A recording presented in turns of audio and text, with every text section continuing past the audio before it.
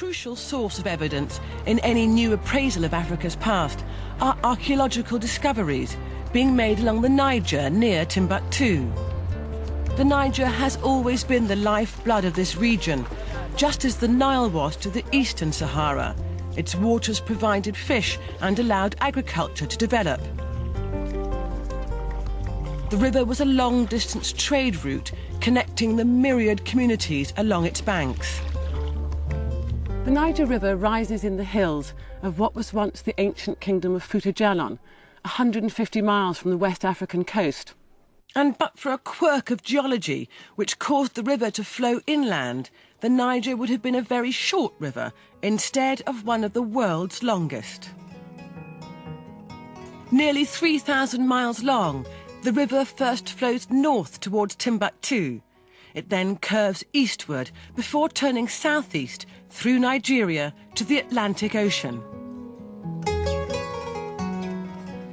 Between Djenné and Timbuktu, the Niger is yielding new revelations to equal the discovery of the manuscripts. From as early as 500 BC, this area was one of the most densely urbanized parts of the world, rivaling other early urban civilizations, such as Mesopotamia.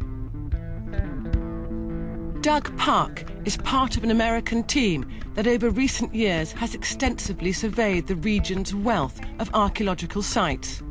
When we met, Doug was about to begin excavating a huge city site 10 miles south of Timbuktu. So how typical is a site like this in Mali? How many might there be? Well, there is a lot. And there are accounts that say that if someone from Djenné wanted to send a message to a village or a city a few hundred kilometers away, he just had to shout, and the message would be carried across the floodplains and along the Niger until it reached that village, because so many people were living in such proximity. Yeah. So the picture at that time was just of an urban landscape, all along the borders, exactly. The borders of the Niger River. Exactly. So read this landscape for me. Here, what you look for are these gray areas. Yeah, where it looks kind of earthy. That is this massive pottery carpet. It spreads around an area somewhere between 70 and 100 hectares. Which is enormous. It's massive. This city rivals the size of the great cities of Mesopotamia, like Ur or Uruk. So how does that compare to modern Timbuktu? Well, to the old Medina of Timbuktu, it's maybe twice the size. And if you put that in comparison to the size of Timbuktu in regards to the rest of the world's cities during the Middle Ages, Timbuktu was somewhere around twice the size of London. Timbuktu is twice the size of London. And this site is twice the size of Timbuktu. Wow. One fascinating fact to emerge is that these people lived together peacefully for centuries. Now that looks very much like a skull. That is a skull. And what we can tell from it is that, it's probably not going to be an Islamic burial, because its head is facing south. So would he have definitely been in a grave?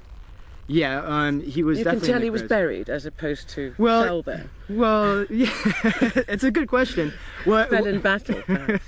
Well, we don't really find any evidence for warfare in West Africa during the pre-Islamic period, and we're not really quite sure why that is. Peaceful society, we don't know. The general practice would have been is to bury the dead underneath the floor of the house. Oh, I see. It's granddad under the house. Yeah, good old granddad under the house. So, are you going to excavate him, or are you going to leave him? No, here? he's far too fragile to excavate. So you're going to leave him to rest in peace? For a while. Okay. Yeah. Do you want to show me the rest of the site? Sure, I would.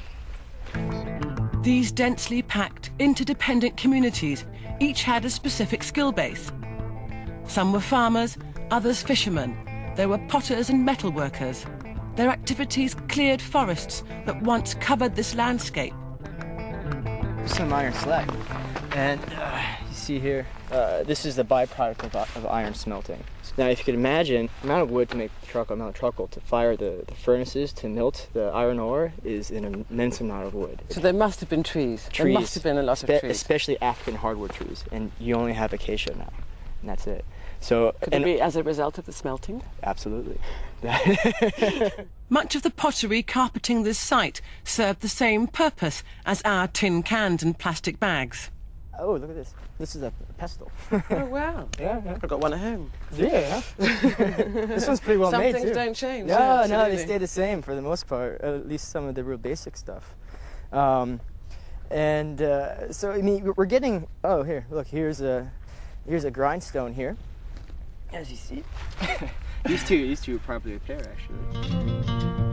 Doug has described a cityscape whose architecture would have looked much like the villages still dotted around Timbuktu. It's just the density that's changed. It's amazing to learn that right here on this spot, there once existed a civilization 2,000 years ago, as old as Christianity, the size of which rivaled modern Timbuktu over there. And in terms of its antiquity, Timbuktu and the manuscripts dating back to the 11th century are beginning to look relatively, well, modern.